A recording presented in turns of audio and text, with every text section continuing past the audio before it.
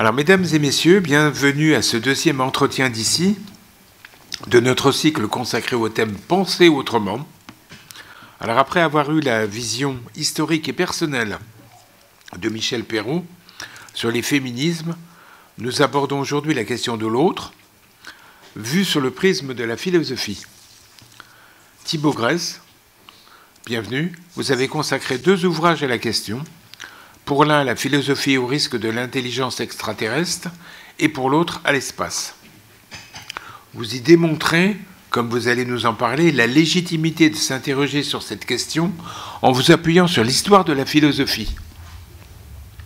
Les considérations sur les intelligences extraterrestres apparaissent en effet depuis ses premiers pas grecs jusqu'aux grandes pensées du XXe siècle avec Bergson et Husserl. Cette question permet de comprendre de grands problèmes conceptuels qui engagent le cosmos, la nature et la matière, la portée de la raison comme le lien universel entre les êtres et se prolonge dans des enjeux théologiques. Ancien élève de l'ENS-LSH, si je ne me trompe pas, vous m'arrêtez si on dit des bêtises, non, agrégé docteur en philosophie, vous êtes Thibaut Grèce, professeur de philosophie en Cagne à Blomet, chargé de cours à l'Institut catholique de Paris et membre de la commission Sigma 2. Oui. Vous nous expliquerez ce qu'est la commission Sigma 2. D'accord. Je vous laisse nous plonger dans ces questions profondes qui vont nous ouvrir, et c'est le cas de le dire, à des espaces insondables. Il me reste à vous souhaiter à toutes et à tous une très agréable et enrichissante soirée.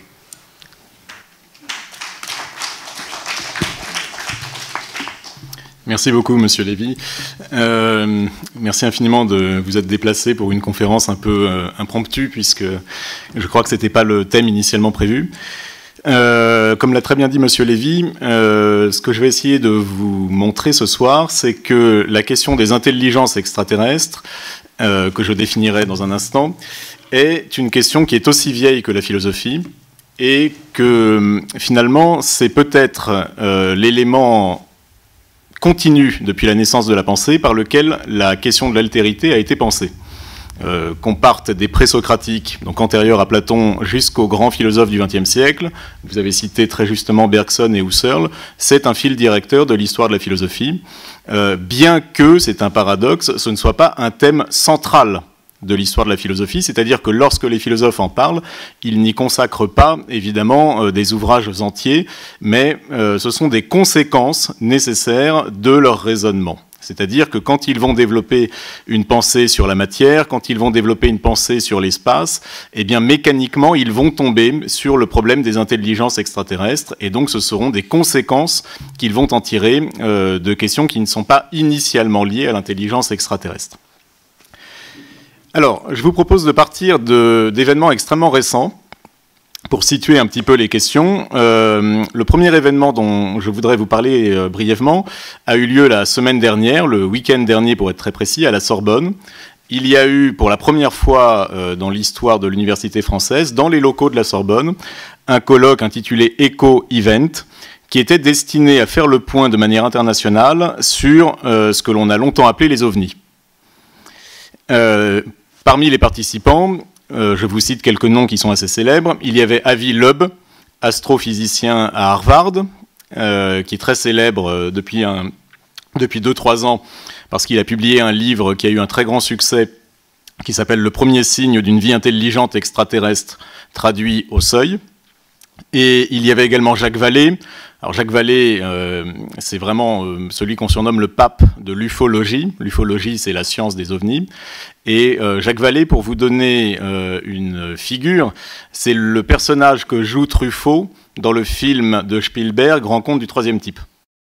Donc le savant français dans Rencontre du troisième type est un véritable personnage inspiré de la figure de Jacques Vallée, qui était, à l'époque, il travaillait avec quelqu'un de très important qui s'appelait Allen Hynek, et qui lui aussi est représenté dans le film de Truffaut, Rencontre du troisième type, qui est vraiment, sur ces questions-là, le meilleur film qu'on puisse regarder, parce qu'il est parfaitement informé. Et il y avait également Chris Mellon, qui est un personnage important, qui est un ancien secrétaire adjoint à la défense américaine, et une grande figure du renseignement américain. Et il y avait également le président de la commission Sigma 2, Luc Dini. Vous avez eu la gentillesse de mentionner cette commission à laquelle j'appartiens, qui est une commission française dont les statuts sont civils, mais qui regroupe des militaires et des scientifiques dans le but d'étudier scientifiquement et exclusivement de manière scientifique et technique le phénomène OVNI. Quelques semaines avant cet événement à la Sorbonne, il y a eu un livre dont vous avez peut-être entendu parler parce que la promotion médiatique a été considérable, qui est le livre de Nathalie Cabrol, qui est une astrobiologiste ou une exobiologiste, qui a publié à l'aube de Nouveaux Horizons. Et Nathalie Cabrol défend la thèse de l'intelligence extraterrestre qui, selon elle, devrait être bientôt découverte. Et elle a beaucoup défendu cette vision des choses dans de nombreux médias, aussi bien français qu'étrangers, allemands, italiens, américains, anglais.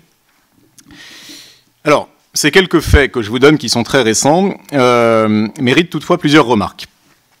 Premièrement, j'insiste sur un point, la question des ovnis n'est pas du tout la même question que celle des extraterrestres. Ce sont deux problèmes qui n'ont pas de rapport direct. Pourquoi ? Parce que la question des intelligences extraterrestres, c'est une question qui est vieille comme le monde, c'est une question qui est purement spéculative, c'est-à-dire il n'y a pas encore eu d'observation officielle d'êtres qu'on pourrait qualifier d'intelligents en dehors de la Terre, et ça n'a pas de lien avec les ovnis parce que eux, en revanche, désormais, sont observés. C'est-à-dire, les ovnis, c'est un fait empiriquement constaté, c'est un fait institutionnellement reconnu par la plupart des gouvernements mondiaux, et c'est un fait qui est étudié par un certain nombre de commissions d'un point de vue strictement scientifique. Donc c'est objectivé. Il n'y a plus de débat sur l'existence des ovnis, ce n'est plus un objet de croyance, c'est un fait. En revanche, évidemment, l'intelligence extraterrestre, ce n'est pour l'instant pas du tout un fait. Ce dont moi je vais parler ce soir, parce que je parlerai uniquement de philosophie, ce sont les intelligences extraterrestres qui seront l'objet de la conférence. Ce ne seront pas les ovnis. Si vous voulez, dans les discussions ultérieures, nous pourrons en parler, mais l'objet de la conférence, ce sont les intelligences extraterrestres. Et je vous en donne tout de suite une définition. Premièrement, j'entends par intelligence extraterrestre des êtres matériels, des êtres qui sont dotés d'un corps. C'est un point fondamental parce que il a été assez fréquent de voir un certain nombre de discours sur des intelligences, mais non corporelles. Dans la théologie chrétienne, ça s'appelle un ange. Dans la théologie chrétienne, les anges ont été interprétés comme n'ayant pas de corps, comme n'ayant pas de lien particulier avec la matière. Par conséquent, ce sont des êtres immatériels, éventuellement éthérés, mais parfaitement intelligents et plus intelligents que les humains. Je ne parlerai pas des anges, en tout cas au sens de la théologie chrétienne.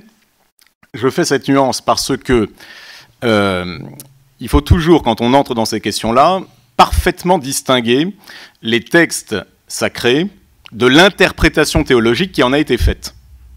Si vous lisez les textes sacrés, et en particulier la Torah, dans la Genèse, il est évident que ce qu'on appelle les anges dans la Genèse, ce sont des êtres qui ont un corps, qui ont des besoins corporels, qui ont des armes et qui ont besoin de dormir, de manger, etc.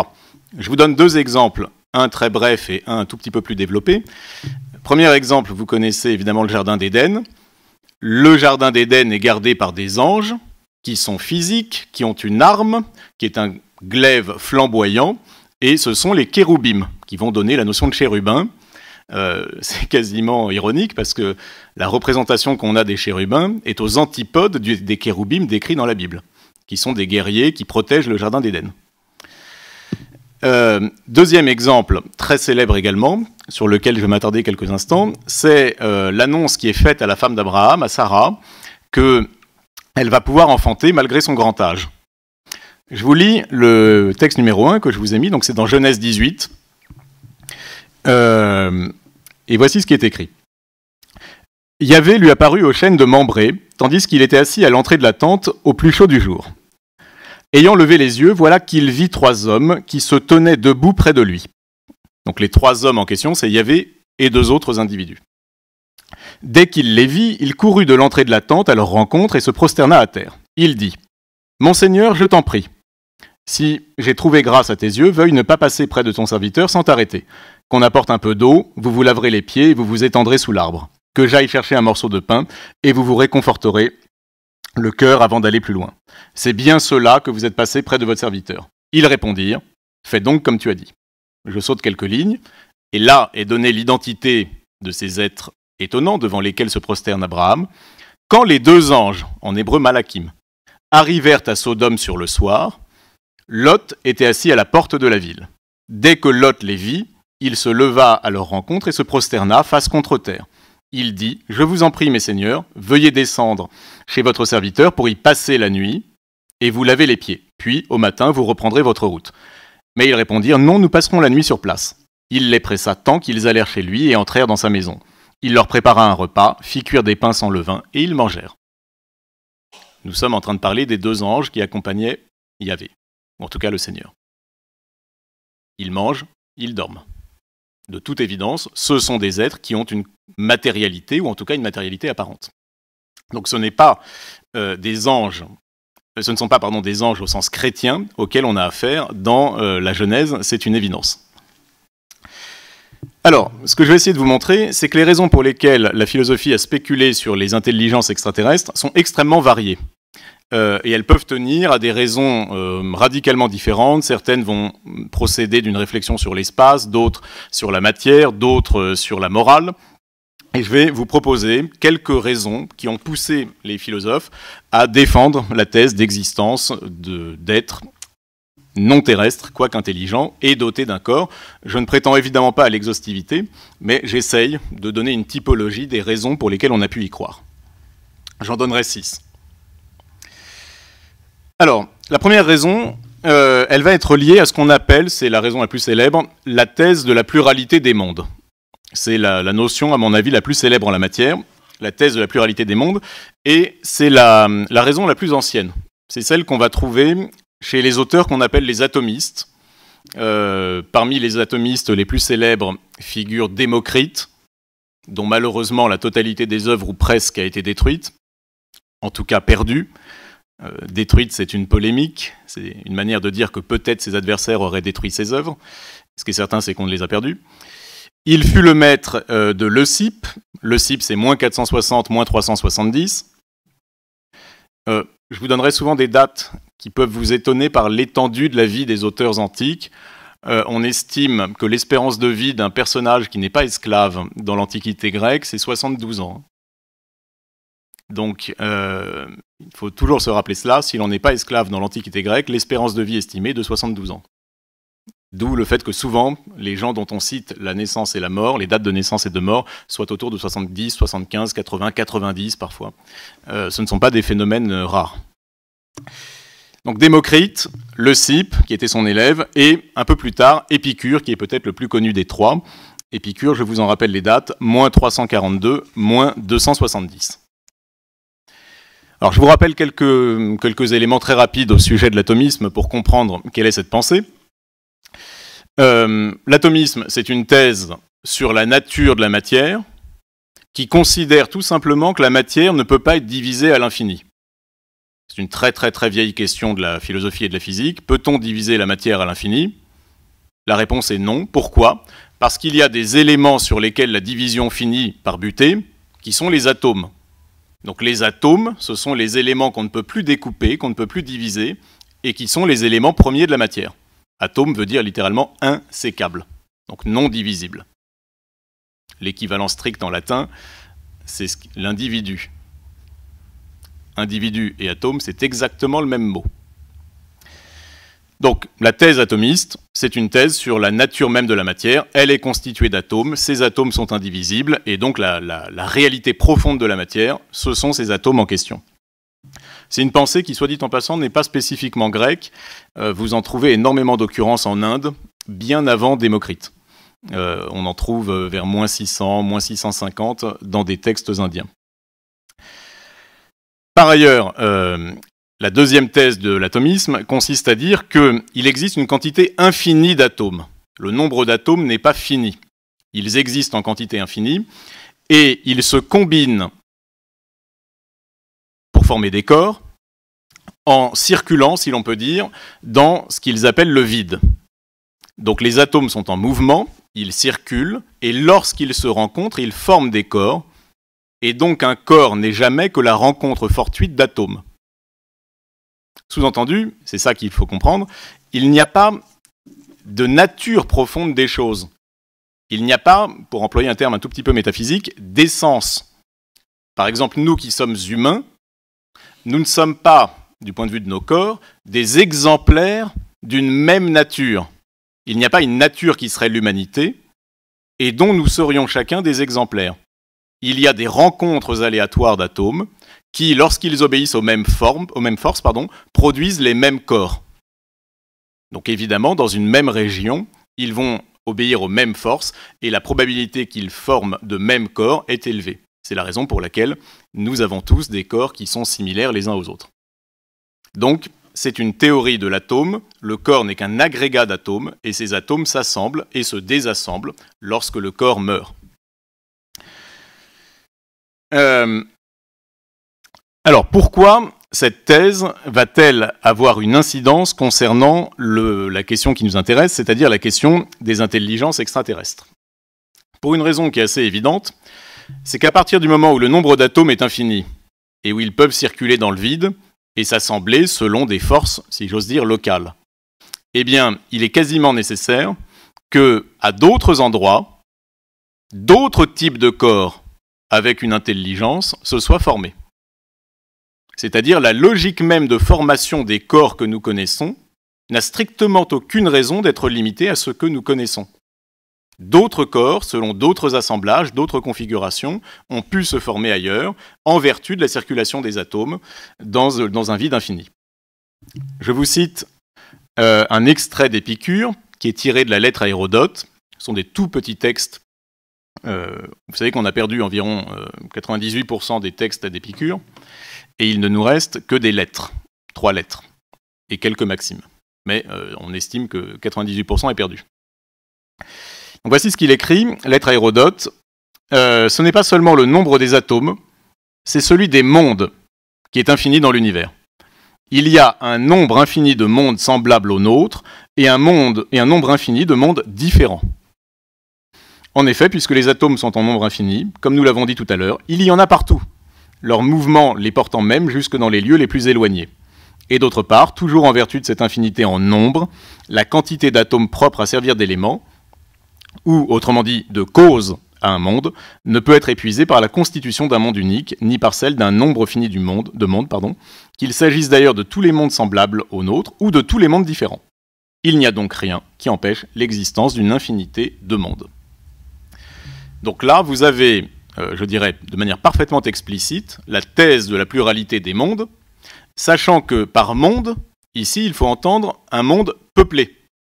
Un monde est toujours relatif au type d'habitants par rapport auquel le monde a un sens. Donc le monde, c'est une unité par rapport aux habitants qui peuplent ce monde. Un monde ne peut pas être vide. Par définition, un monde est peuplé. Donc la thèse de la pluralité des mondes, c'est exactement la thèse de la pluralité des peuples dans l'univers. Il n'y a pas de monde vide. Donc voilà une première raison qui va avoir énormément de postérité, énormément de succès dans l'histoire de la pensée. Et je voudrais faire 2 petites remarques par rapport à cela. Première remarque, je vous l'ai dit, mais il faut vraiment prendre conscience de la portée de cette pensée-là. C'est une pensée qui est profondément hostile à la métaphysique. C'est une pensée anti-métaphysique, parce que c'est une pensée qui vous dit que s'il y a des corps cohérents, ce n'est ni le produit d'une volonté, par exemple d'un Dieu créateur, ni d'une nature préexistante, l'humanité, l'animalité, ce que vous voulez, ni d'une essence. Ce ne sont ni les essences, ni les natures, ni la volonté d'un être créateur qui expliquent le fait qu'il y ait des corps cohérents. Ce sont des rencontres aléatoires qui s'expliquent de manière strictement physique. Et ça forme, de manière contingente, un certain type de corps. Donc il est évident que les grandes pensées métaphysiques vont prendre en grippe la pensée atomiste. Maintenant, je raisonne historiquement.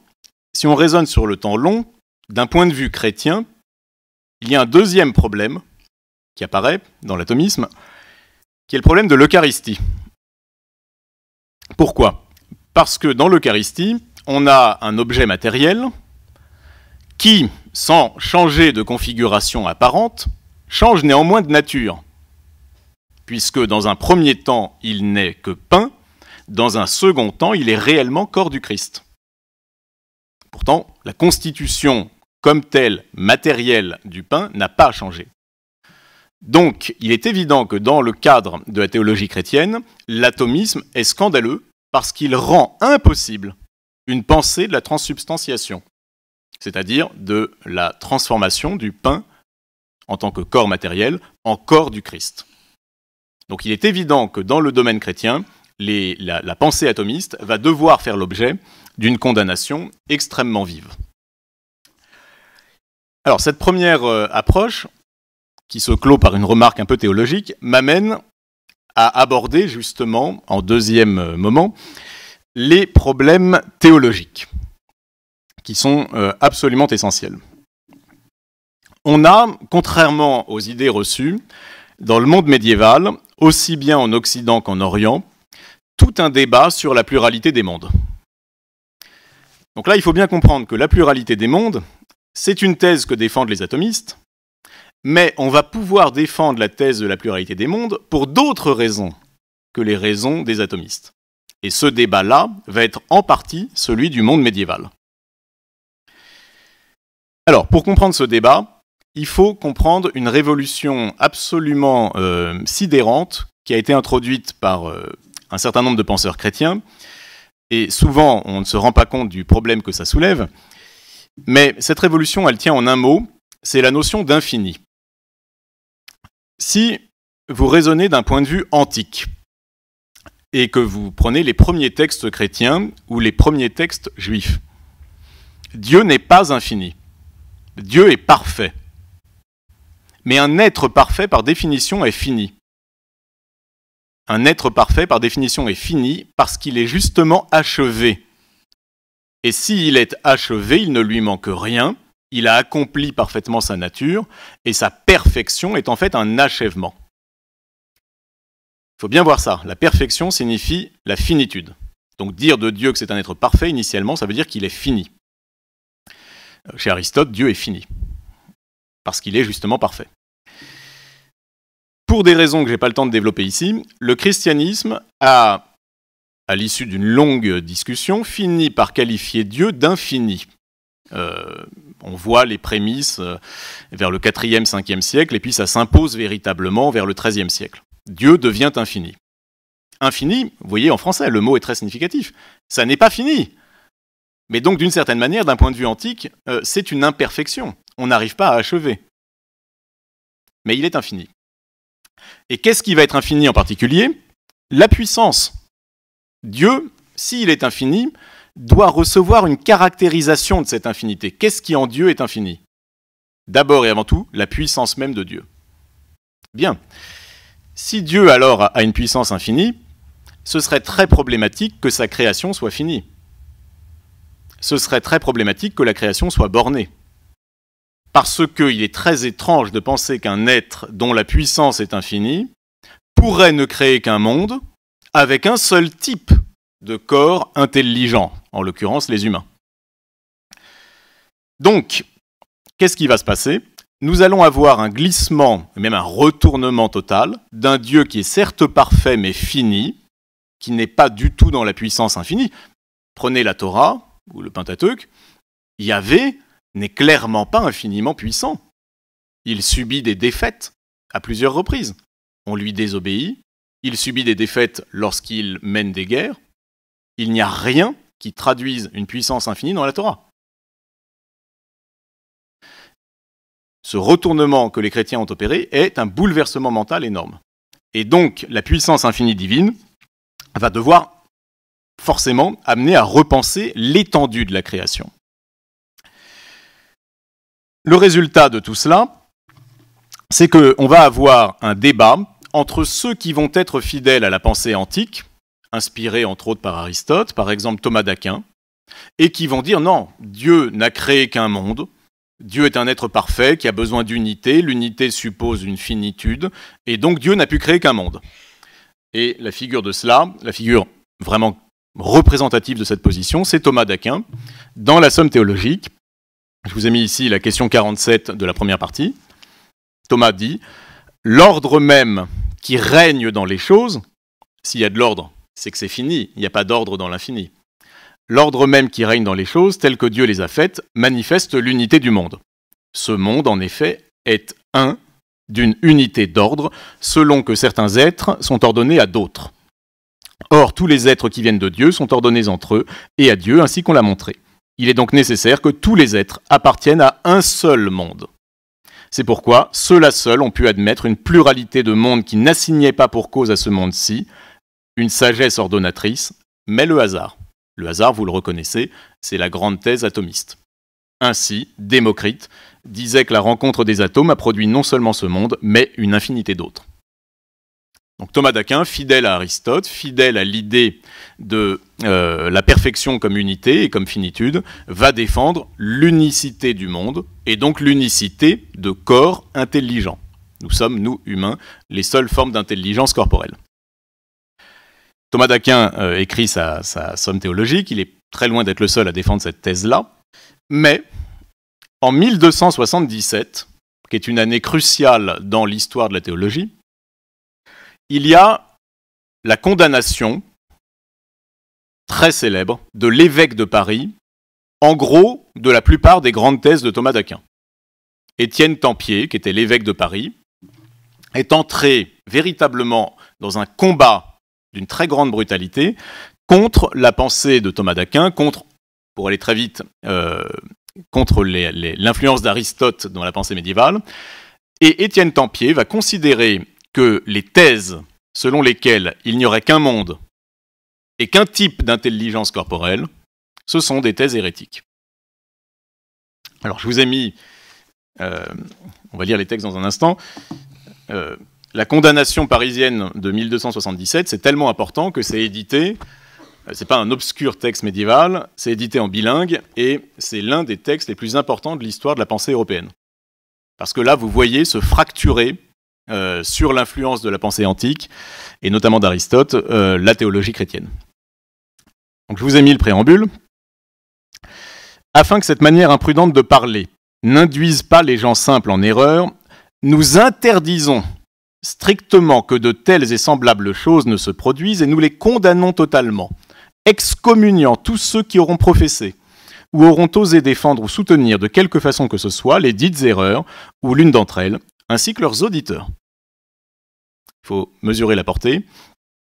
Les auditeurs, ce sont les étudiants qui commencent à tout simplement se former, puisque ce sont les années dans lesquelles commence à vraiment se constituer ce qu'on appelle aujourd'hui la Sorbonne, qui étaient des cours en plein air, donnés autour de la place Maubert, sur des fétus de paille. Et depuis 70 ans à cette époque-là, tous les grands maîtres européens viennent enseigner la théologie ou la philosophie.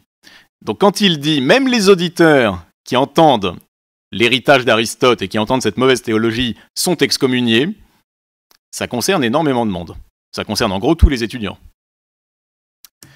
Et parmi les condamnations, il y a la célèbre condamnation 34. Il condamne la thèse suivante. Donc là, ce que je vous ai mis, c'est la thèse qui est condamnée. La première cause, c'est Dieu. La première cause ne pourrait pas produire plusieurs mondes. C'est la thèse de Thomas d'Aquin, c'est la thèse de tous ceux qui reprennent Aristote. Cette thèse est condamnée, c'est la condamnation numéro 34.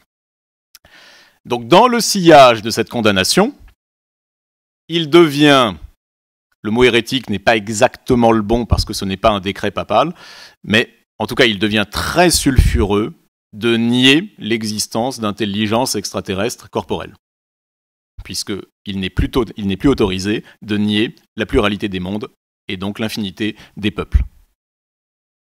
Donc contrairement à l'idée reçue, à partir de 1277, la plupart des auteurs sont comme contraints de défendre la thèse de la pluralité des mondes et de l'intelligence extraterrestre.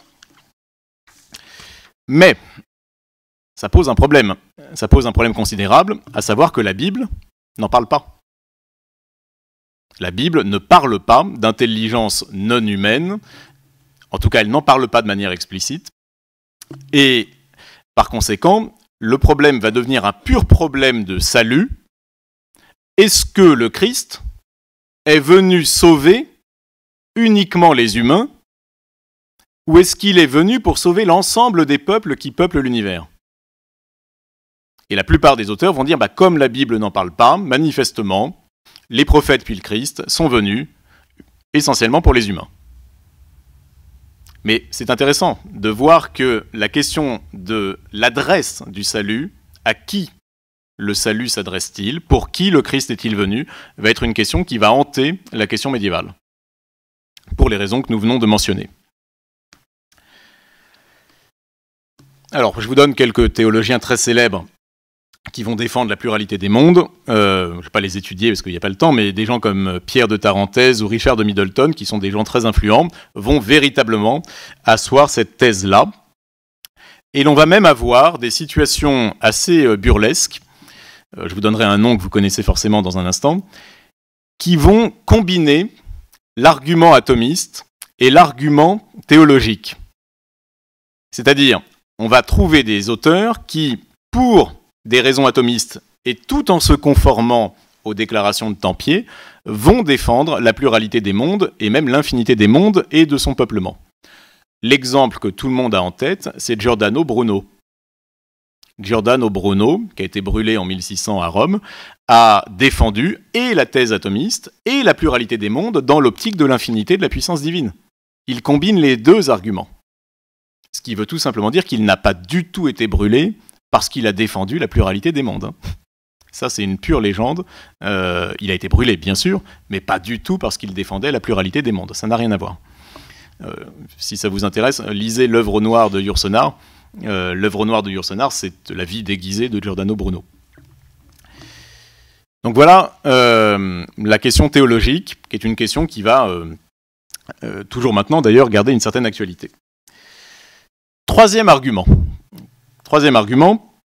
qui est un argument qu'on peut qualifier de cosmologique, qui va être indexé sur l'étendue de l'espace ou du cosmos. Et cet argument-là, il est à la fois scientifique et philosophique. Scientifiquement parlant, je vous situe très brièvement le contexte. On a, là aussi, depuis le début de la réflexion scientifique et philosophique, énormément d'auteurs qui considèrent qu'il n'est pas possible que l'univers soit fini.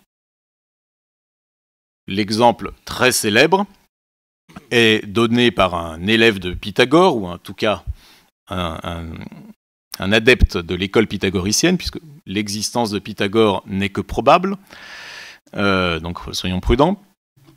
C'est l'exemple d'Archytas, et exemple très très convaincant d'Archytas, qui dit « Mais supposons que l'univers soit fini, supposons que je me mette à une extrémité de l'univers, je tends mon bras, où est mon bras ? Si l'univers est fini, comment peut-on tendre le bras sur la limite de l'univers ? Qu'est-ce qu'il y a au-delà de la limite ? Bon. Autrement dit, ce que comprend très bien Archytas et ce que comprennent très bien les pythagoriciens dès le 5e siècle avant Jésus-Christ, c'est que fondamentalement, l'idée d'une limite est strictement irreprésentable. Intellectuellement parlant, l'idée d'une limite de l'univers n'a pas de sens. Alors, cette idée qui est d'abord intellectuelle va faire l'objet de beaucoup de débats scientifiques, et je ne vais pas rentrer dans chacune des étapes, mais globalement, la grande révolution scientifique, c'est la possibilité que Galilée a établie de comprendre que la Voie lactée n'est pas un phénomène atmosphérique. C'est-à-dire, pendant très longtemps, pour des raisons complexes, on a considéré que ce qu'on appelle la Voie lactée était un phénomène atmosphérique, donc une espèce d'illusion visuelle. Galilée a pu prouver que la Voie lactée était bien étendue et que par conséquent, elle avait la taille qu'elle semblait bien avoir, c'est-à-dire elle est immense. Et Galilée, sans pour autant se prononcer en faveur ou en défaveur de l'infinité de l'univers, va faire exploser les bornes de ce que l'on pensait être l'univers jusqu'à lui. La découverte de la réalité de la Voie lactée est un phénomène central dans l'histoire de la cosmologie. La conséquence immédiate de cela, c'est que tous ceux qui viennent après Galilée vont assez facilement adopter l'idée que l'univers est soit infini, soit, quand ils sont prudents, comme Descartes, indéfini. Il ne faudrait pas attribuer à l'univers le même qualificatif qu'à Dieu. Donc on va trouver un mot qui est assez proche, et au lieu de dire de l'univers qu'il est infini, on va dire il est indéfini, c'est-à-dire on ne peut pas concevoir qu'il ait de bornes. Alors la lettre que je vais vous lire tout de suite est une lettre assez célèbre de Descartes, qui part d'une réflexion sur le fait que l'univers est forcément indéfini, donc il n'a pas de borne possible. Hop. C'est un peu petit malheureusement, peut-être pas vous la lire en entier, mais c'est la lettre à Chanu, qui est un conseiller d'État, qui date du 6 juin 1647. C'est une très longue lettre, très célèbre, dans laquelle il défend le caractère indéfini de l'univers. Tac. Voilà. Moi, je vous la lis en entier parce qu'elle est extrêmement intéressante quand on voit la densité du propos. Mais de cette durée infinie que le monde doit avoir à l'avenir, il ne parle pas du passé, sinon il nierait la création. Mais de cette durée infinie que le monde doit avoir à l'avenir, on n'infère point qu'il ait été ci-devant de toute éternité, à cause que tous les moments de sa durée sont indépendants les uns des autres. Pour les prérogatives que la religion a attribuées à l'homme et qui semblent difficiles à croire, si l'étendue de l'univers est supposée indéfinie, elle mérite quelque explication. Donc Descartes comprend très bien que si l'on ouvre l'univers, disons, à l'indéfini, donc à l'absence de bornes, ça soulève de gros problèmes quant au peuplement de l'univers. Car, bien que nous puissions dire que toutes les choses créées sont faites pour nous, en tant que nous en pouvons tirer quelque usage, je ne sache point néanmoins que nous soyons obligés de croire que l'homme soit la fin de la création. Oui, puisque, évidemment, d'un point de vue théologique, la création tout entière est faite pour l'homme. Mais si l'homme n'est pas la seule créature intelligente, le sens même de la création évolue. Et Descartes, qui ne veut pas déplaire aux théologiens, mais qui en même temps raisonne, va se retrouver sur une ligne de crête extrêmement périlleuse. Mais il est dit que omnia propter deum facta sunt, que c'est Dieu seul qui est la cause finale, aussi bien que la cause efficiente de l'univers. Et pour les créatures, d'autant qu'elles servent réciproquement les unes aux autres, chacune se peut attribuer cet avantage, que toutes celles qui lui servent sont faites pour elle. Il est vrai que les 6 jours de la création sont tellement décrits en la Genèse qu'il semble que l'homme en soit le principal sujet. Mais on peut dire que cette histoire de la Genèse ayant été écrite pour l'homme, ce sont principalement les choses qui le regardent que le Saint-Esprit a voulu spécifier, et qu'il n'y ait parlé d'aucune qu'en tant qu'elle se rapporte à l'homme. C'est-à-dire, vous comprenez, la Genèse ne parle pas de tout ce qui est, la Genèse parle de tout ce qui intéresse l'homme. Donc elle n'est pas fausse, mais elle est, d'une certaine manière, incomplète, du fait même qu'elle donne uniquement à l'homme les informations dont il a besoin pour son propre salut. Mais ça n'implique pas qu'il y ait personne d'autre. Et à cause que les prédicateurs, ayant soin de nous inciter à l'amour de Dieu, ont coutume de nous représenter les divers usages que nous tirons des autres créatures, et disent que Dieu les a faites pour nous, ils parlent des bêtes, et qu'ils ne nous font point considérer les autres fins pour lesquelles on peut aussi dire qu'il les a faites, à cause que cela ne sert point à leur sujet, nous sommes fort enclins à croire qu'il ne les a faites que pour nous. Mais les prédicateurs passent plus outre, car ils disent que chaque homme en particulier est redevable à Jésus-Christ de tout le sang qu'il a répandu en la croix, tout de même que s'il n'était mort que pour un seul. En quoi ils disent bien la vérité, mais comme cela n'empêche pas qu'il n'ait racheté de ce même sang un très grand nombre d'hommes. Ainsi, je ne vois point que le mystère de l'incarnation et tous les autres avantages que Dieu a faits à l'homme empêchent qu'il n'en puisse avoir une infinité d'autres, très grand, à une infinité d'autres créatures. Et bien que je n'infère point pour cela, là c'est toute l'ironie cartésienne, toute sa prudence et en même temps son ironie, bien que je n'infère point pour cela qu'il y ait des créatures intelligentes dans les étoiles ou ailleurs, je ne vois pas aussi qu'il n'y ait aucune raison pour lesquelles on puisse prouver qu'il n'y en ait point.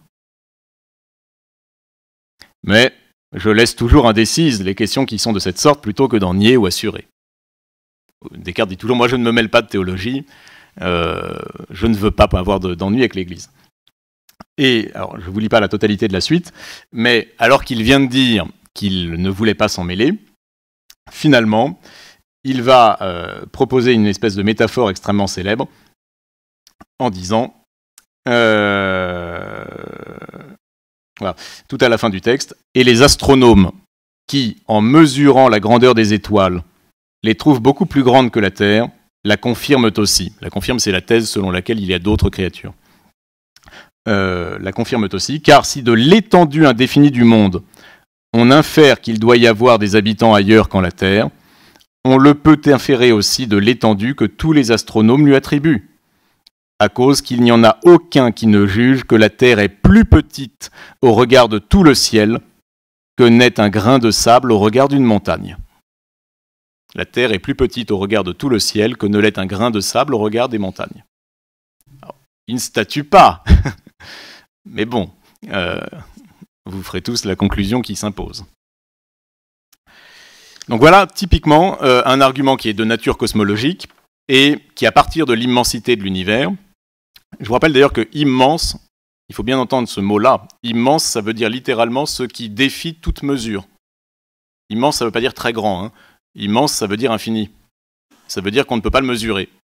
Seul l'infini échappe à la mesure. Donc immense, c'est quasiment un synonyme d'infini.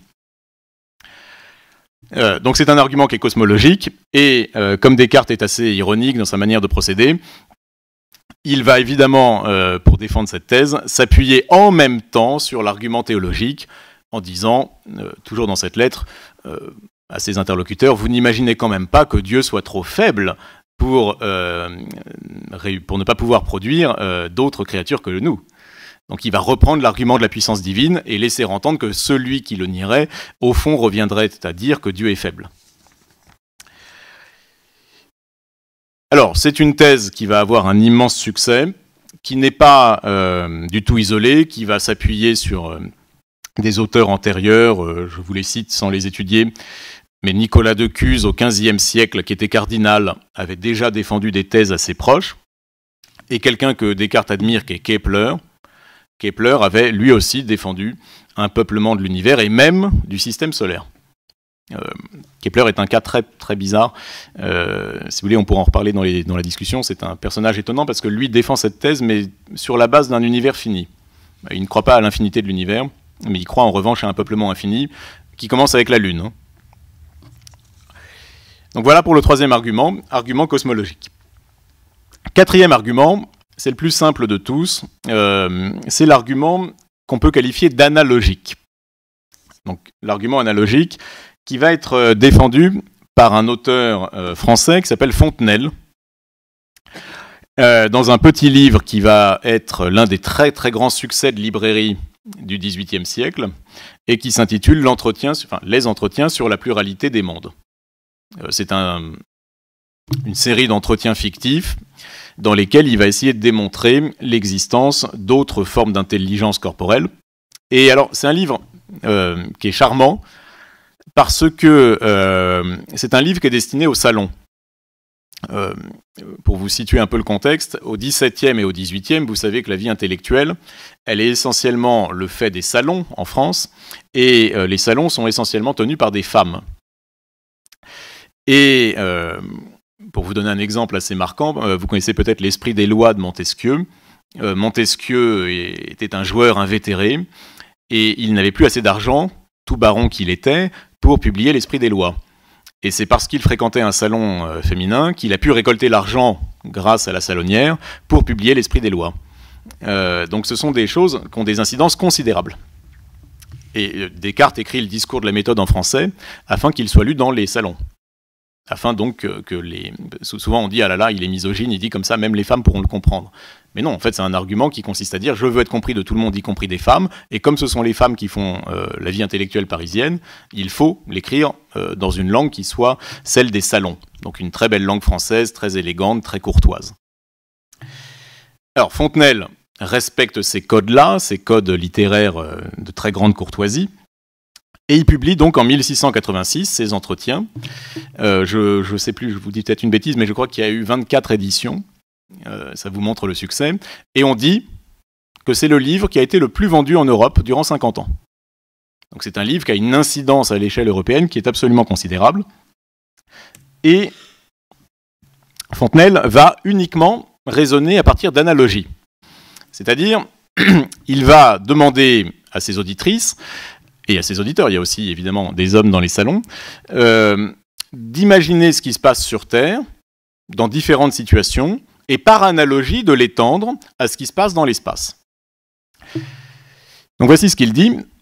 Je n'ai rien voulu imaginer sur les habitants des mondes qui fût entièrement impossible et chimérique. J'ai tâché de dire tout ce qu'on en pouvait penser raisonnablement, et les visions même que j'ai rajoutées à cela ont quelques fondements réels. Les fondements réels, en fait, ce sont les points de départ de ce que l'on observe sur Terre, et qui vont permettre par analogie une extension. Alors, je ne vais pas vous lire les textes qui sont vraiment très, très peu conceptuels, mais qui sont très, très faciles à comprendre. Il va mobiliser, pour vous donner deux exemples. Premier exemple, la question des découvertes des nouvelles terres et du nouveau monde.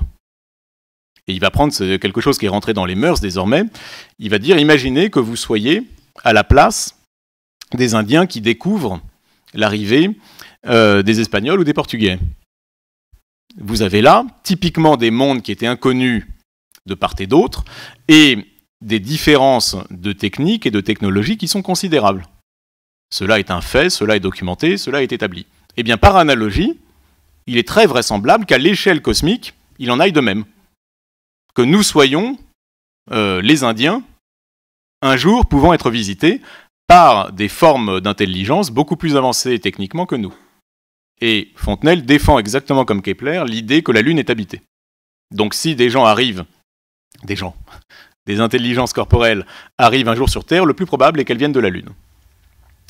Un autre argument, c'est la question de la configuration des villes. Alors ça, il le reprend un peu à Kepler. Il imagine quelqu'un qui n'aurait strictement jamais vu ce qu'il y avait en dehors des murailles de Paris, en dehors de la barrière d'enceinte, qui ne serait jamais allé à Saint-Denis, et qui, en allant à Saint-Denis, aurait l'impression de découvrir un nouveau monde. Bon. Et vous avez toute une analogie qui est construite à partir de cela, et qui permet de dire que ce n'est pas parce qu'on ignore quelque chose que ça n'existe pas. L'ignorance d'un élément ou d'un lieu n'est pas la preuve de l'inexistence de ce lieu. Bon. Et par analogie, évidemment, il le transpose à la situation. Alors, je vous lis le dialogue, enfin un extrait en tout cas. « Quelle sorte de gens serait-ce donc ?» reprit la marquise avec un air d'impatience. « De bonne foi, madame, répliquai-je, je n'en sais rien. S'il se pouvait faire que nous eussions de la raison, et que nous ne fussions pourtant pas hommes, et si d'ailleurs nous habitions la Lune, nous imaginerions-nous bien qu'il y eût ici-bas cette espèce bizarre de créature qu'on appelle le genre humain. » Il y a toujours cette espèce de regard inversé, évidemment, qui va influencer les lumières. « Pourrions-nous bien nous figurer quelque chose qui eût des passions si folles et des réflexions si sages, une durée si courte et des vues si longues, tant de science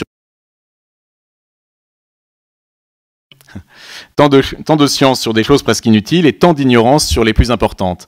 Nous nous voyons incessamment nous-mêmes et nous en sommes encore à deviner comment nous sommes faits. » Donc, a fortiori, pour des êtres que l'on n'a jamais vus, il est très compliqué d'imaginer à quoi ils pourraient bien ressembler. Donc voilà le quatrième argument, argument analogique, qui a le mérite de partir de ce que l'on observe sur Terre et de l'étendre à la question cosmique. Cinquième argument, mais qui est en fait lié au précédent, là c'est la seule fois où je vais le mentionner, c'est un argument d'auteur, c'est l'argument kantien, l'argument d'Emmanuel Kant, très grand auteur des Lumières allemandes, qui est né en 1724 et qui est mort en 1804. Alors Kant, de tous les auteurs qui ont écrit sur l'intelligence extraterrestre, est celui qui a le plus écrit. Vraiment, il y a des passages entiers sur la question. Et il va traiter la question d'un point de vue théorique, est-ce qu'ils existent, et d'un point de vue pratique, c'est-à-dire d'un point de vue moral. Alors là aussi, je vous restitue le contexte. Tout cela, ça part de Fontenelle.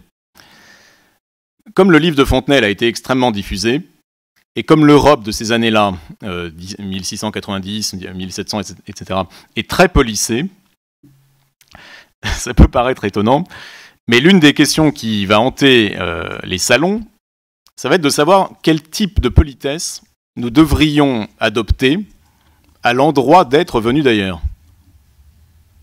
Est-ce que nous devrions les respecter ? est-ce qu'il y aurait des règles de courtoisie à observer à leur endroit? Et est-ce que la moralité serait un élément valable pour de tels êtres? Donc c'est vraiment un problème et de courtoisie, de civilité d'un côté, et de moralité de l'autre. Et les deux, évidemment, se conjuguent. Alors Kant va avoir deux aspects dans son œuvre. D'un point de vue théorique, je vais très peu y insister. D'un point de vue théorique, Kant va considérer que la probabilité de l'existence d'intelligence extraterrestre est énorme. Il y a des textes dans lesquels il dit qu'il est prêt à parier tout ce qu'il a en faveur de l'existence de tels êtres. Et bien que ça ne fasse pas partie de ce que l'on peut prouver, il considère que c'est extrêmement probable. C'est pas ça qui m'intéresse chez Kant. Ce qui m'intéresse, ça va être l'aspect moral. Peut-être que vous avez entendu parler de la moralité kantienne. La première chose qui frappe quand on lit les textes de Kant sur la moralité, je vous donne les titres fondamentaux. Fondement de la métaphysique des mœurs, critique de la raison pratique et métaphysique des mœurs. La première chose qui frappe, c'est que quand on lit Kant sur la moralité, il ne parle quasiment jamais des humains. Il parle des êtres raisonnables. La moralité n'est pas le problème des hommes, c'est le problème des êtres raisonnables. Et de proche en proche, à mesure que Kant établit ce qu'il appelle la moralité, c'est-à-dire la bonne volonté, c'est-à-dire une volonté qui n'obéirait qu'à la raison, et non pas à des éléments extérieurs à la raison, que serait par exemple la tradition, que serait par exemple la religion, que seraient par exemple les principes sociaux, que serait par exemple le caractère au sens psychologique. Une des grandes thèses de Kant, qui à mon avis, sur le plan rationnel, est très juste, c'est que être gentil, ce n'est pas être moral. Être gentil, c'est simplement avoir un caractère, donc une détermination matérielle, mais ça n'a rien à voir avec le fait d'avoir une bonne volonté. Quand il définit tout cela, très vite on comprend qu'en réalité, non seulement ce qu'il dit concerne la totalité des êtres raisonnables, il le dit sans cesse, je parle de tous les êtres raisonnables, donc tous les êtres raisonnables sont entendus beaucoup plus que les humains, et de surcroît on comprend une deuxième chose qui est étonnante, c'est que les humains ne sont pas capables de respecter la moralité. C'est-à-dire, la critique de la raison pratique, ou les fondements de la métaphysique des mœurs, quand on les lit, on se dit, mais pourquoi écrit-il une moralité pour des êtres dont il dit par ailleurs que de toute façon, ils ne peuvent pas la respecter? Il y a dans un tout petit opuscule qui s'appelle Théorie et pratique, Kant a une phrase incroyable, il dit « Je ne pense pas qu'il y ait eu depuis le début de l'humanité une seule action morale. » Alors, à qui s'adresse-t-il? Fondamentalement, Kant nous le dit en fait dès ses tout premiers textes dans la théorie du ciel de 1755. Il nous dit il y a sans doute une pluralité d'êtres raisonnables dans l'univers, et de tous ces êtres raisonnables, l'être humain est l'un des plus médiocres. Qu'est-ce que ça veut dire être médiocre ici? Ça veut dire que l'être humain est celui qui est peut-être le moins apte à se libérer de sa constitution matérielle et psychologique. C'est-à-dire, en fin de compte, le moteur de l'action, pour un humain, ne sera jamais le respect de la rationalité, mais sera toujours lié à un motif particulier, dépendant de sa structure psychologique et de sa structure matérielle. C'est-à-dire, et là il faut bien comprendre ce que Kant entend par là, parce que c'est caractéristique des Lumières, et nous avons complètement retourné cette manière de voir. Ce que Kant veut dire, c'est que ce qui est respectable du point de vue de la moralité, c'est évidemment ce qui nous relie. Ce qui est respectable, c'est ce que nous avons en commun. Et ce que nous avons en commun, ce ne sont pas nos différences. La seule chose que nous ayons en commun, c'est notre rationalité. Donc, ce qu'il y a de respectable, c'est ce qui en nous est anonyme. Ce qu'il y a de respectable, c'est l'anonymat même de la raison, qui est la même chez tous, et qui permet de créer une communauté. Une communauté se fonde sur un élément commun, elle ne se fonde pas sur des différences. C'est une grande thèse des Lumières. C'est pour ça qu'il développe la pensée de la République. La République, c'est l'idée qu'il y a une communauté possible. Et elle n'est possible que sur des éléments communs. Nous, aujourd'hui, nous considérons que ce qui est l'objet du respect, c'est la différence. Mais les Lumières, c'est exactement l'inverse. Ce qui est l'objet du respect, c'est ce qu'il y a de commun. Donc c'est la rationalité. Mais comme nous ne sommes pas les seuls êtres raisonnables, au fond, et ça résout le problème de départ, le respect, nous le devons à tout être raisonnable. Et d'une certaine manière, nous le devons particulièrement à des êtres raisonnables qui sont bien plus aptes que nous à se libérer de leurs particularités psychologiques, sociales, affectives. Pour le dire avec les termes du XVIIe siècle, et Kant est entièrement d'accord avec ces auteurs-là, notre drame à nous, humains, c'est que dès qu'on gratte un peu nos motivations, il y a toujours un peu d'amour-propre. Il y a toujours un peu d'amour-propre, il y a toujours un peu de corruption dans la motivation. C'est toujours lié à des motifs affectifs, eux-mêmes liés à l'amour-propre. Kant est d'accord avec ça, pour nous, humains. Mais pour des êtres qui seraient moins engoncés dans leurs affects, pour des êtres qui seraient moins engoncés dans leur psychologie, peut-être qu'une plus grande coïncidence avec la rationalité, et donc avec l'universalité, serait envisageable. Et ça vous donne, en fait, le schéma général de la critique de la raison pratique, où il s'agit de se libérer de soi-même, de se libérer de sa propre particularité. La particularité n'a rien de respectable. En revanche, pouvoir s'identifier à une communauté via un élément commun qu'est la raison, cela, c'est la grandeur même de l'humain. Donc ce qui est grand en l'homme, ce n'est pas son individualité, c'est sa dimension raisonnable. Et, alors je ne développe pas parce qu'il faut de temps, mais si vous avez rencontré la notion de sublime, qui est une très grande notion des Lumières, le sublime chez Kant, le sublime est une notion esthétique, mais dont la première manifestation est le désagrément. Nous avons affaire au sublime quand nous éprouvons quelque chose de désagréable. Pourquoi ? Parce que Kant, il l'établit, avoir affaire au sublime, c'est en fait avoir affaire à ce qui en nous est raisonnable et qui malheureusement n'est pas atteignable. C'est-à-dire, le sublime, c'est le sentiment du fait qu'il y a quelque chose en nous d'immense et à l'égard duquel nous ne sommes pas à la hauteur. Ça, c'est quelque chose d'absolument bouleversant quand on lit Kant. Le sublime, c'est le sentiment du fait que nous ne sommes pas à la hauteur de ce qui en nous est raisonnable. Parce que nous sommes sans cesse ramenés vers le bas par notre psychologie, nos affects, notre amour-propre et notre particularité. Et là, ça vous permet de mesurer à quel point la pensée du XXe siècle et du XXIe siècle a complètement renversé cette vision des Lumières. En disant, mais non, ce qui est formidable, ce sont les particularités, les différences, etc. Ça ne peut pas se réclamer des Lumières. Bon, je crois que Frédéric Gros interviendra sur Foucault. Foucault est très conscient de tout ça. Son but, c'est de renverser les Lumières. Donc, voilà pour l'aspect moral de Kant. J'ai mis quelques textes. Voilà, là, sur la théorie du ciel, qui est l'un de ses tout premiers livres de 1755, pour vous montrer, du point de vue théorique, ce qu'il pense. Je suis d'avis qu'il n'est pas nécessaire d'affirmer que toutes les planètes doivent être habitées. Ce serait pourtant une absurdité que de le nier à propos de toutes, ou bien seulement de la plupart. Là c'est sur l'habitation de Jupiter, je ne rentre pas dans ce débat-là. Là non plus, ce sont des choses qui n'ont pas beaucoup d'intérêt. Enfin, que j'ai pas le temps de développer. Donc voilà, 5 grandes motivations qui permettent de penser l'existence d'intelligence extraterrestre dans le cadre de la philosophie.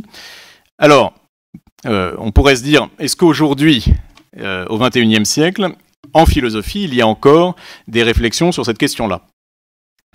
Alors oui, mais pas en France. Vous ne trouverez pas chez les auteurs français de réflexions sur ces questions-là. Vous en trouverez par contre dans bien d'autres pays.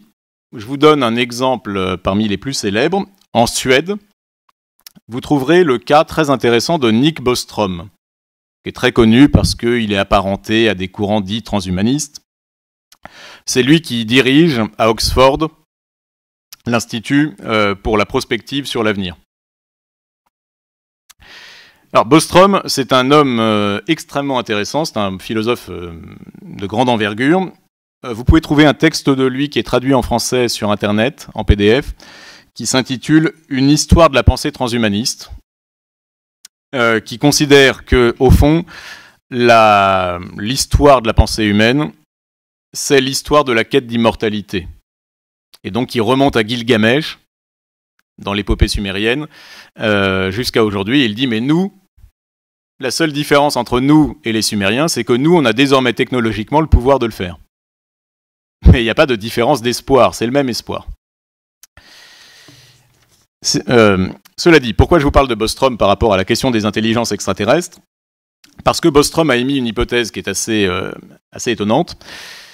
C'est une sorte d'hypothèse plutôt sur l'extratemporalité. Voici son hypothèse. Il considère que dans l'avenir, les humains vont développer des moyens informatiques et technologiques dont on ne peut même pas avoir idée maintenant. Et quand il dit l'avenir, c'est d'ici 20-30 ans. Et les moyens informatiques seront tellement développés que pourront être créées des simulations informatiques dont les membres, pris dans la simulation, ne pourraient pas avoir conscience d'être dans une simulation. Et, dit-il, cette simulation informatique contiendrait un nombre infiniment élevé de personnages. Je ne sais pas si vous le voyez venir, mais s'il y a un nombre infiniment élevé de personnages dans la simulation informatique, alors il devient possible que nous-mêmes, à l'heure actuelle, soyons des membres de la simulation d'êtres du futur. Nous sommes peut-être des êtres d'une simulation informatique de l'avenir. Donc là, ce ne sont pas des spéculations sur les extraterrestres au sens géographique, mais ce sont d'autres formes de terriens qui ont tellement avancé technologiquement que fondamentalement, d'une certaine manière, il est probable, ou il est possible en tout cas, que nous soyons nous-mêmes des membres d'une simulation dont, évidemment, nous n'avons pas conscience. Il a développé cela, on peut en parler dans les questions, pour en parler avec beaucoup plus de précision si vous le souhaitez. Alors, je conclus, pour laisser de la place aux questions si vous le souhaitez. Quelques remarques de conclusion. Première remarque, c'est une observation sur un paradoxe assez étonnant. Ça fait environ 70 ans que la philosophie continentale, comme on dit, européenne, s'est beaucoup intéressée à ce qu'elle appelle l'autre, a beaucoup théorisé l'altérité, et ça coïncide avec l'abandon, ou le quasi-abandon, d'une véritable réflexion sur l'altérité extraterrestre. C'est-à-dire, ce qui est vraiment autre que nous, au moment où on a commencé à vraiment faire de l'autre un thème central de la philosophie, eh bien, le véritable autre a disparu. Ça, c'est un paradoxe assez intéressant, qui, moi, me ferait penser qu'en fait, on n'a jamais vraiment pensé l'autre depuis les années 1950.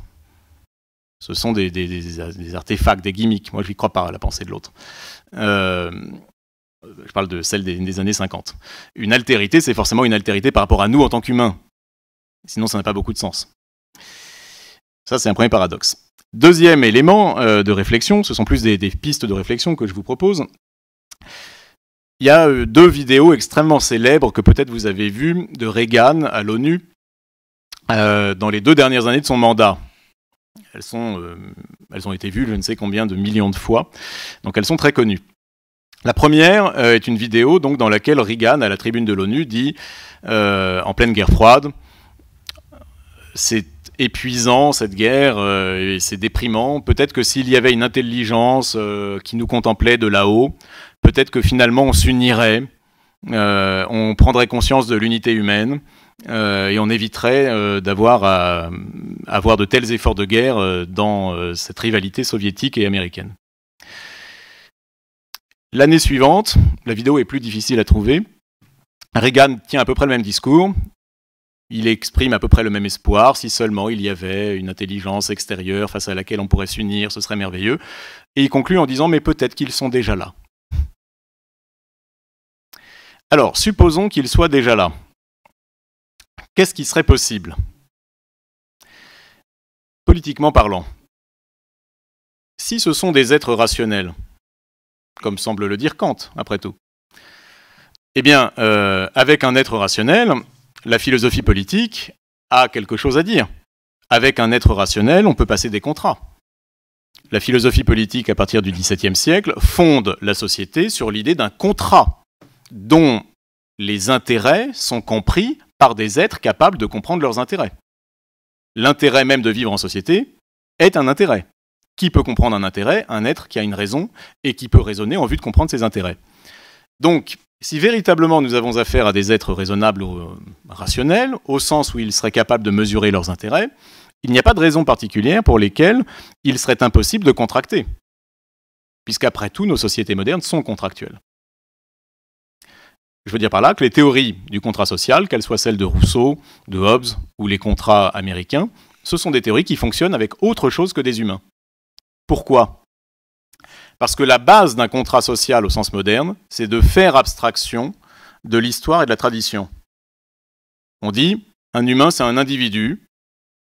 Un individu a des intérêts en tant qu'individu, pas en tant que membre d'une collectivité historique.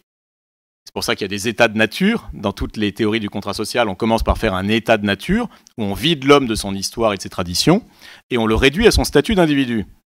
Bon, peu importe que ce soit une bonne ou une mauvaise chose, mais c'est un fait. Donc, si on a des traditions différentes d'autres êtres, d'un point de vue contractualiste, ce n'est pas grave, puisque le contrat se fait selon des intérêts d'individus et non selon des communautés traditionnelles.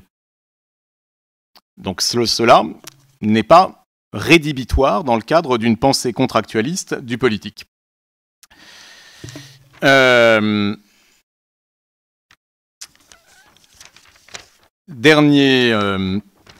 Dernier point, il n'est pas du tout certain que que la possibilité de penser politiquement un contrat avec ce type d'intelligence soit réductible à la pensée moderne du contrat. Je vous donne un exemple pour ouvrir historiquement. Vous avez chez les auteurs qu'on qualifie de stoïciens, les stoïciens dont vous connaissez sans doute Marc Aurèle, Épictète, Cicéron jusqu'à un certain point. Chez ces auteurs-là, vous avez un concept qui est extrêmement important, qui est le concept de cosmopolitisme. C'est eux qui forgent le concept, ce n'est pas une notion moderne. Le cosmopolitisme est un terme grec qui provient de la pensée stoïcienne. Cosmopolitisme, qu'est-ce que ça veut dire ? Polis, c'est la cité. Cosmos, c'est l'univers, c'est l'espace. Bon. Le cosmopolitisme, au sens strict, c'est une cité à l'échelle de l'univers. Donc, c'est une ouverture. Il est parfaitement possible de trouver chez Cicéron, dans les grandes humanités, des éléments qui permettraient de penser un cadre politique avec des intelligences qui ne seraient pas humaines. Je vous remercie beaucoup.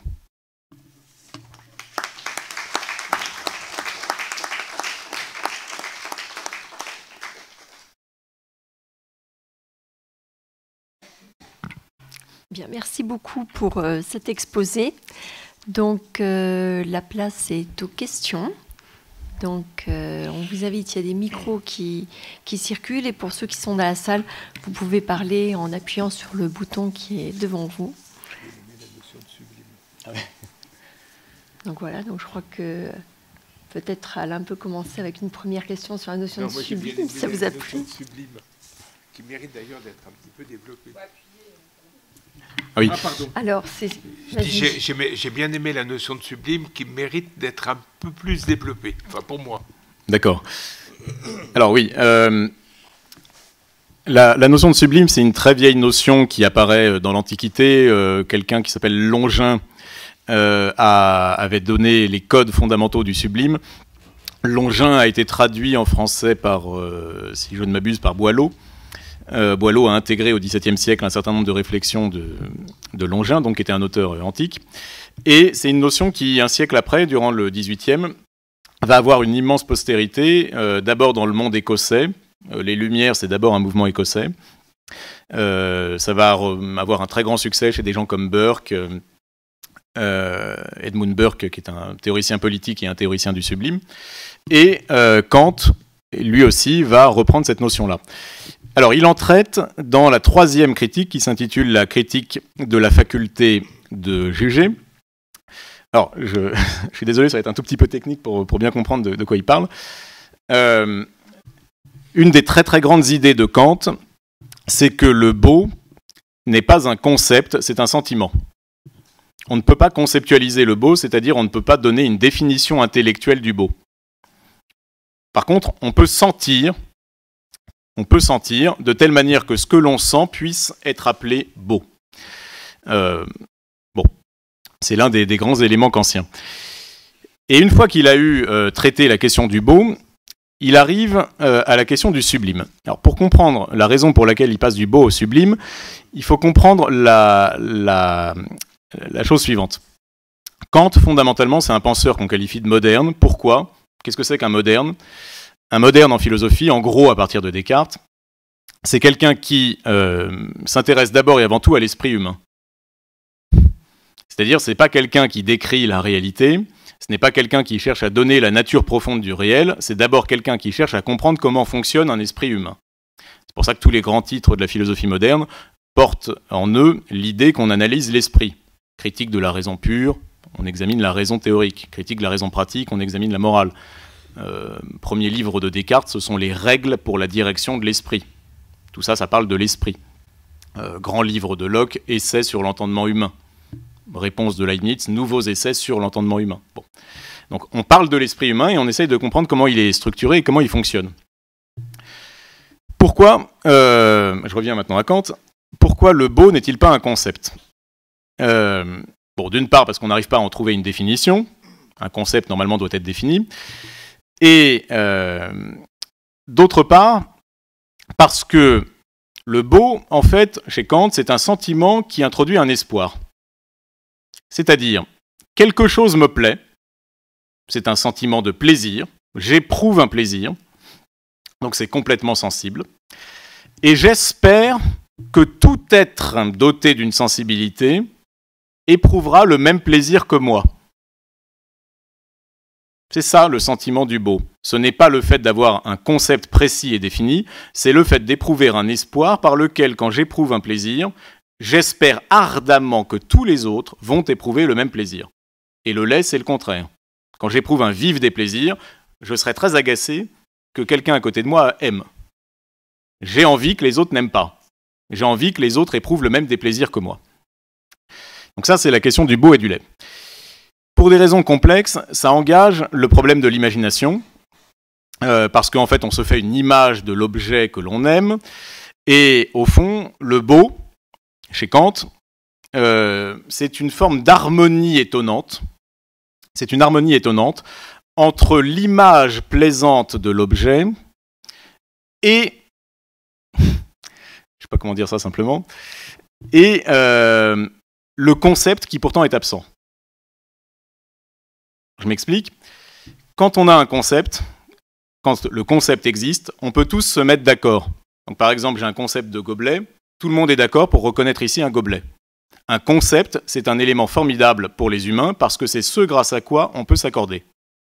Parce que nous avons une raison et un entendement qui fonctionnent de la même manière. Donc quand on a des concepts, on a un sens qui est le même pour tous et on se met d'accord. Quand il n'y a pas de concept, on ne peut pas se mettre d'accord.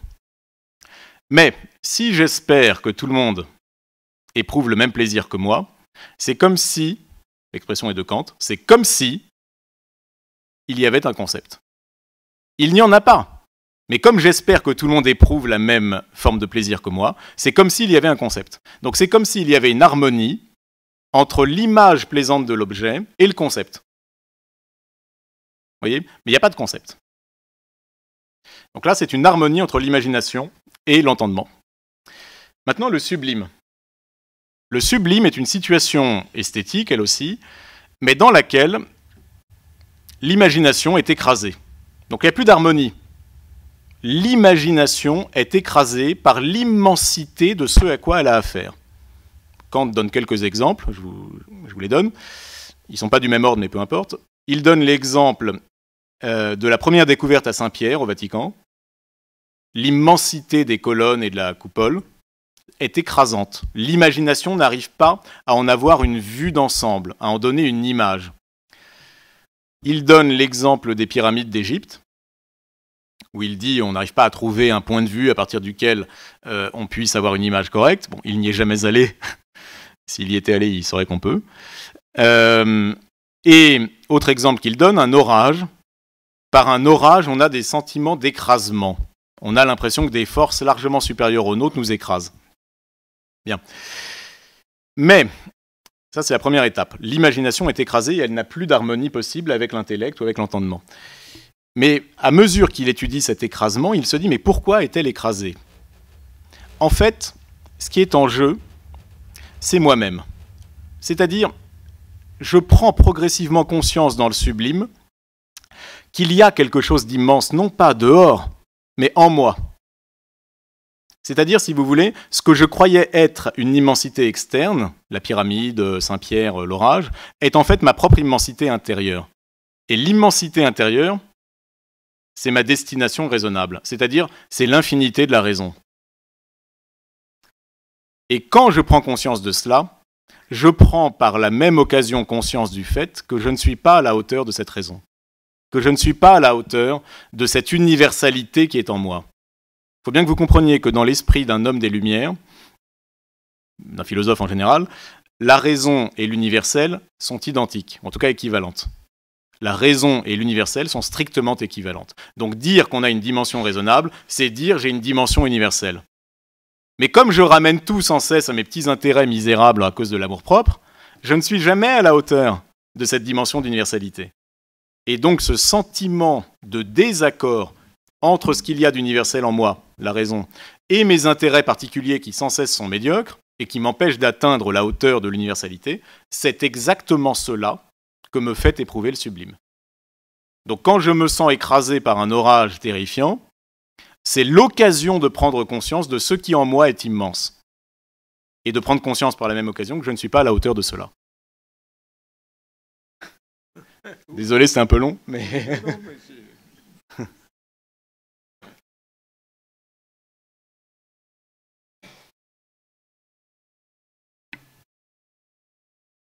Allez-y, madame. Appuyez sur le bouton rouge qui est juste devant vous. Juste devant. Bon, en fait, moi, j'avais une question sur Kant, là, parce que, moi, je crois qu'effectivement, il peut y avoir d'autres êtres ailleurs, mais pourquoi serait-il plus raisonnable que nous? Parce que peut-être qu'ils ont les mêmes sentiments, les mêmes... pourquoi ils ne voudraient pas nous envahir? Enfin, j'en sais rien, moi, je dis ça parce que... pourquoi pas? Et les deux autres remarques que j'avais, si les ovnis... ils existent vraiment? Est-ce qu'on sait comment, enfin, dans l'état de la science, est-ce qu'on sait s'ils sont télépilotés, si c'est, enfin, s'il y a des êtres à l'intérieur, etc. Parce que moi, dans ma jeunesse, on m'a fait répondre quand les gens écrivaient pour dire qu'ils voyaient des ovnis. Il fallait faire noyer un peu le poisson en disant que on allait envoyer ça à la gendarmerie, etc., etc. Mais on ne savait pas trop quoi répondre. Et deuxièmement, je suis étonnée qu'au Moyen-Âge, où il y avait l'Inquisition, où on brûlait les sorcières pour un oui, pour un non, on ait cette ouverture d'esprit de penser que l'univers était infini.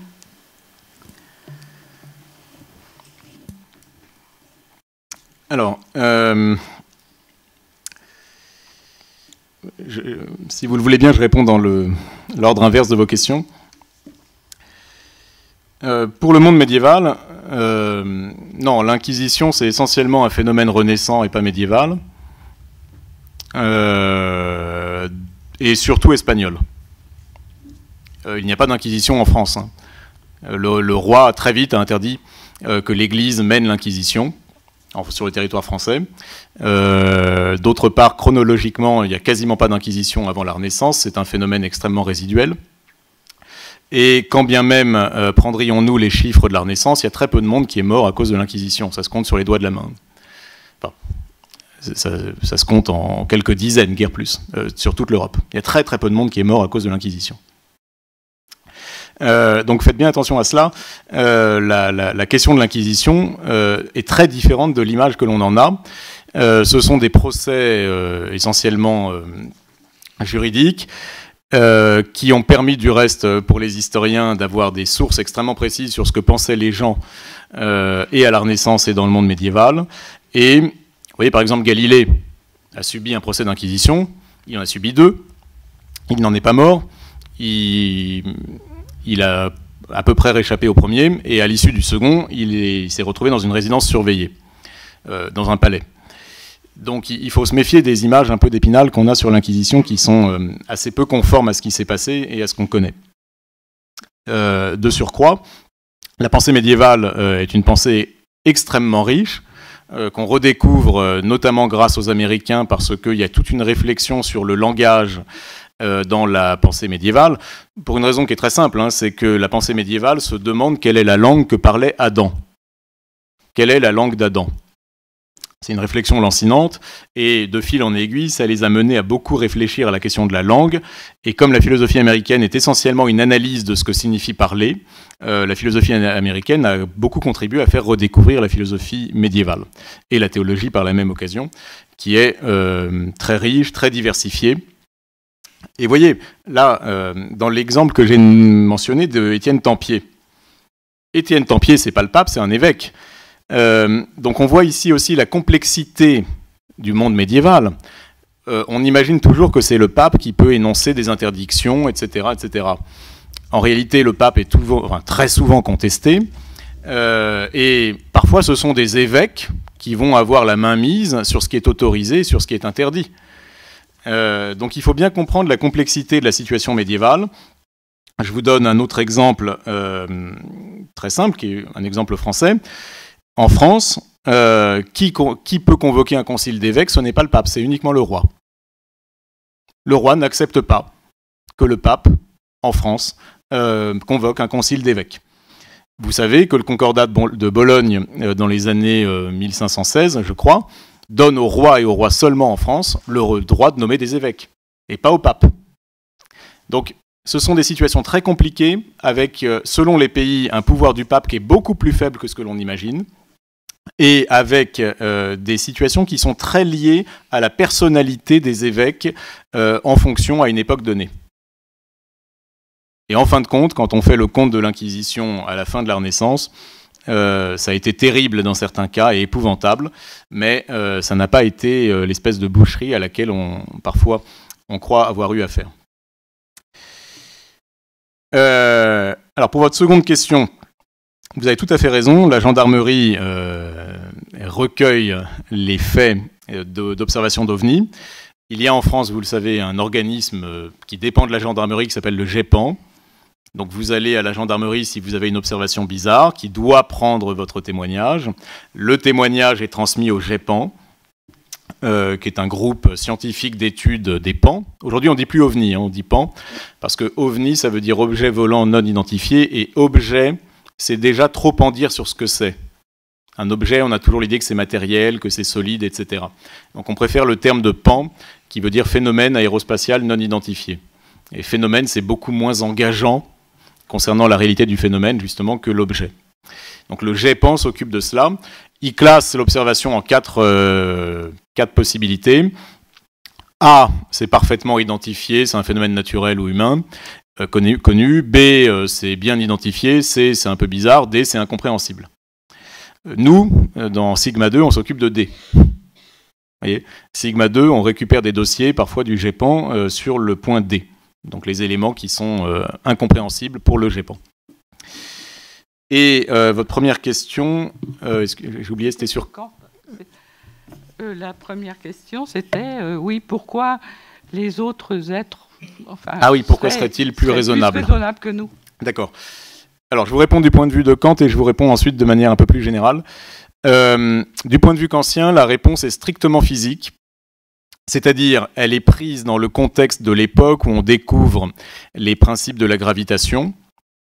La gravitation va évidemment impliquer des rapports entre la masse et la distance.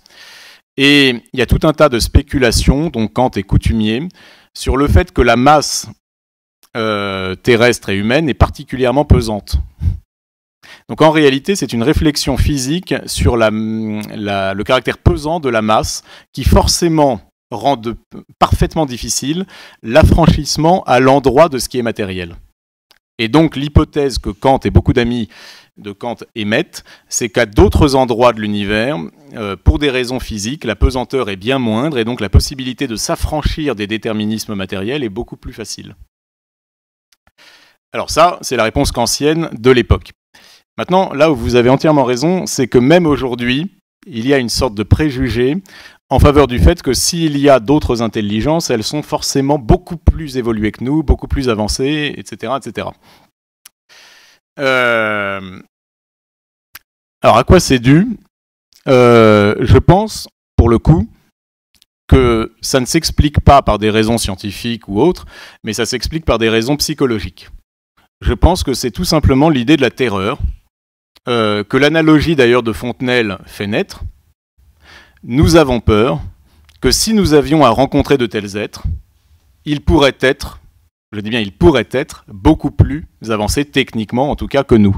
Mais je ne pense pas qu'il y ait d'autres motifs que le motif de la terreur et de l'analogie avec ce que les Indiens ont pu vivre. Mais je pense que l'analogie de Fontenelle a eu un tel impact dans les mentalités européennes qu'on a gardé cette idée que c'est nous les Indiens.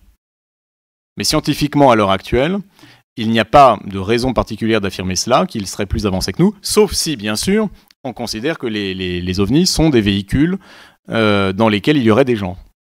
Si les ovnis sont des véhicules extraterrestres, de toute évidence, il y a là une maîtrise des lois de la physique et de la technologie infiniment supérieure à la nôtre. Mais pour l'instant, il n'y a pas de preuve définitive en faveur du fait que les ovnis soient des véhicules. Bien que, si vous vous intéressez au récent développement de cette affaire-là, au Congrès sous serment, ce qui aux États-Unis veut dire quelque chose, David Grush, un ancien des renseignements américains, a témoigné sous serment qu'il y avait des récupérations d'engins dont la technologie est ardemment étudiée par les scientifiques américains. Tout cela est en ligne sur le Congrès américain. Vous pouvez le trouver très facilement. David Grush n'a rien vu de lui-même. Il n'est pas un témoin direct de ces objets récupérés. Donc c'est un témoignage qu'il rapporte. Par ailleurs, c'est un homme du renseignement. Et dans le renseignement américain, il y a des gens dont le métier consiste à créer de la désinformation au plus haut niveau. Donc, oui, il a parlé sous serment, mais c'est sujet à interprétation. Donc pour l'instant, malheureusement, nous n'en savons pas beaucoup plus qu'avant son témoignage, qui était pourtant très attendu. Merci. Oui. Oui, merci pour votre intervention. Et j'avais une première question sur l'intitulé justement de la conférence. Si justement la tradition philosophique envisage les extraterrestres ou les êtres rationnels justement comme étant rationnels, dans quelle mesure est-ce qu'on peut encore parler d'autres? Ça semble justement, ça renvoie à l'idée de cosmologie. Oui, alors c'est une très bonne question. C'est pour ça que j'ai dit que moi je ne croyais pas vraiment à la pensée de l'altérité, parce que penser l'altérité, ça veut dire penser l'altérité depuis un point de vue humain. Le point de vue humain, jusqu'à preuve du contraire, n'est pas capable de sortir de lui-même. Donc le point de vue humain est toujours pensé à partir des concepts humains, et de manière générale, à mon avis, penser l'autre, ça veut dire penser l'autre à partir de moi, à partir du même. Donc de manière générale, l'altérité n'est pas un objet de pensée. De surcroît, vous avez entièrement raison, si on confère à ces êtres une rationalité, en réalité, la seule altérité envisageable sera justement sur ce qui n'est pas rationnel. C'est-à-dire, ils auront peut-être un autre corps, ils auront peut-être une autre manière de sentir, ou peut-être qu'ils ne sentent pas d'ailleurs, je ne sais pas. Mais vous avez intégralement raison. La possibilité d'avoir une description réelle de l'altérité en général, et dans ce cas en particulier, n'est tout simplement pas réelle. Et c'est la raison pour laquelle, comme vous le dites implicitement, la raison humaine se figure au fond l'altérité comme étant encore rationnelle, donc comme étant comme elle. On ne peut pas faire autrement. Il n'est pas possible de sortir de sa propre pensée.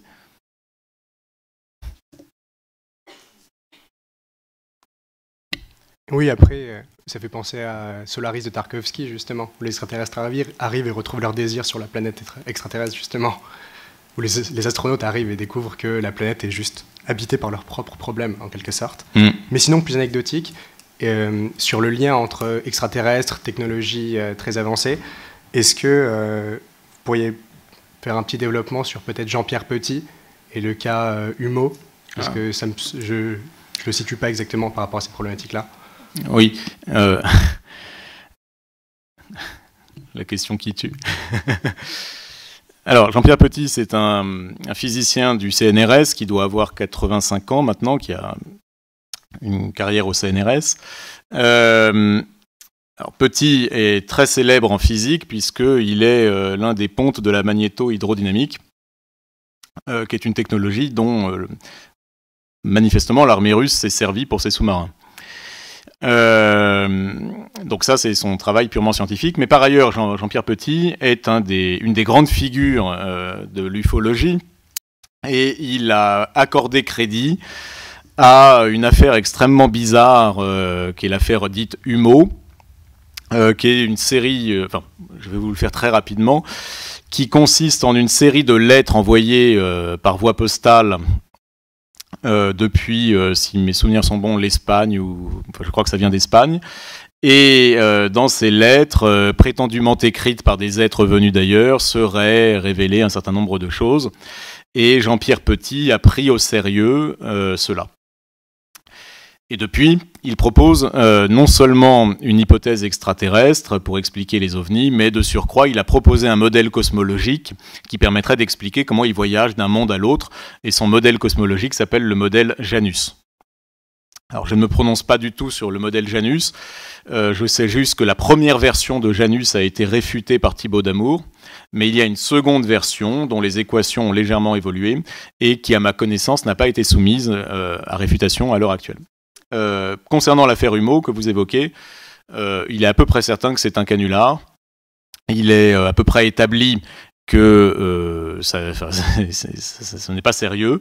Je ne suis même pas sûr que Jean-Pierre Petit, à l'heure actuelle, continue d'y accorder crédit. Je ne sais pas quelle est sa position à l'heure actuelle, mais l'affaire Humo est assurément un canular auquel on ne peut pas accorder le moindre crédit. Donc il ne faut pas perdre son temps à aller étudier ce que c'est. Il y a énormément de canulars et énormément de désinformation dans cette affaire-là, volontaire parfois.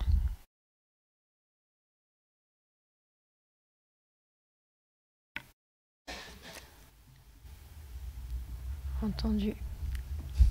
Bon, bien écoutez, il nous reste à vous remercier de... Ah, pardon.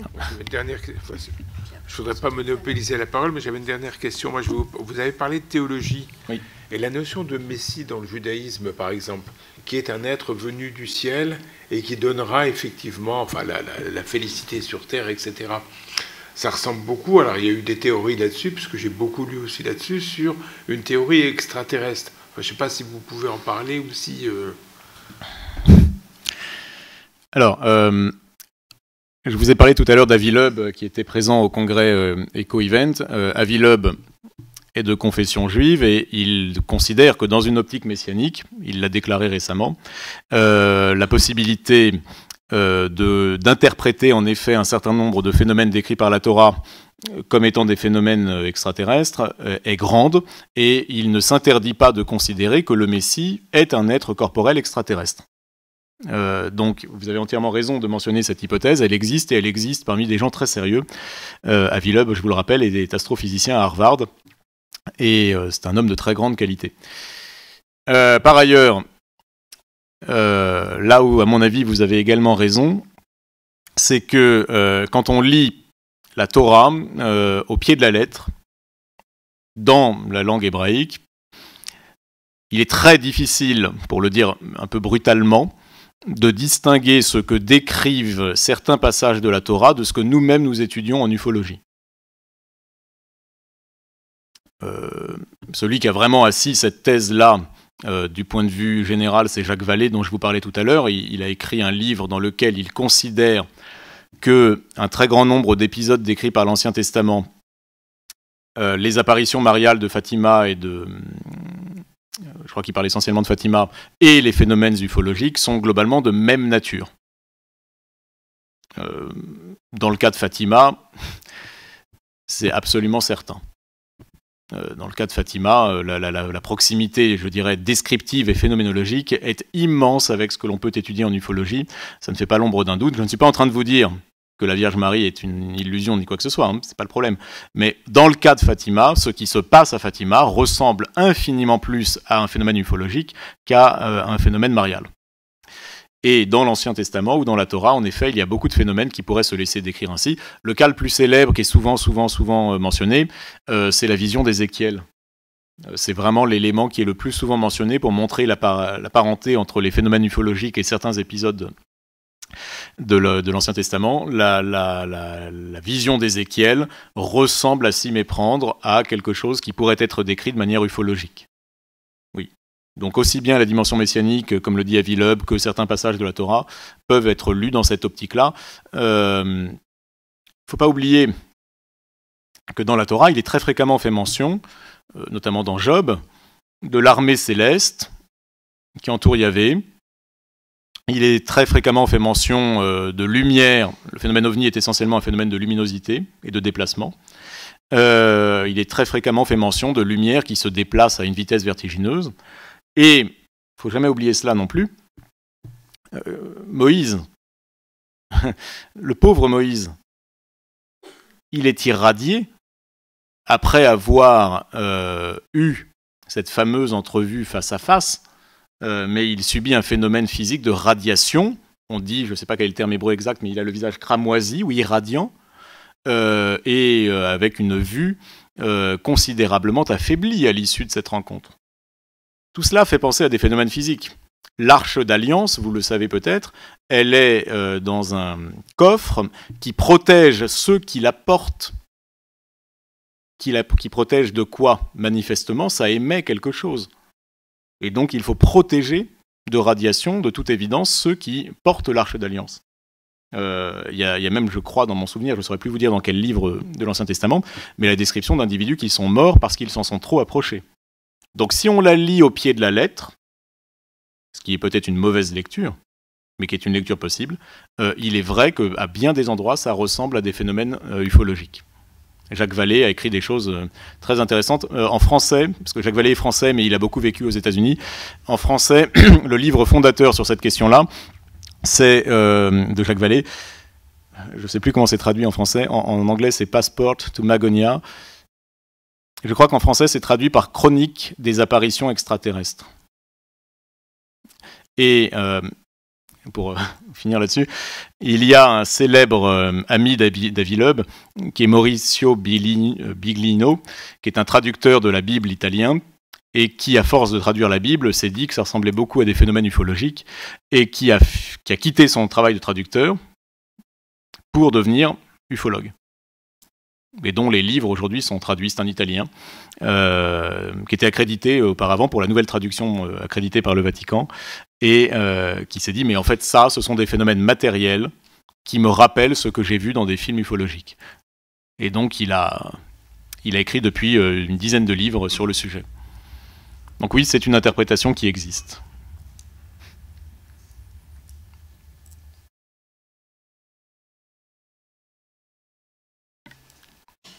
Entendu. Non. Mais écoutez, un grand merci, Timo Kruse, pour cette présentation, l'ouverture de C'est possible. Nous pouvons nous retrouver à l'étage autour d'un verre de l'amitié et continuer les échanges si vous le souhaitez. Un grand merci à vous. Merci à vous.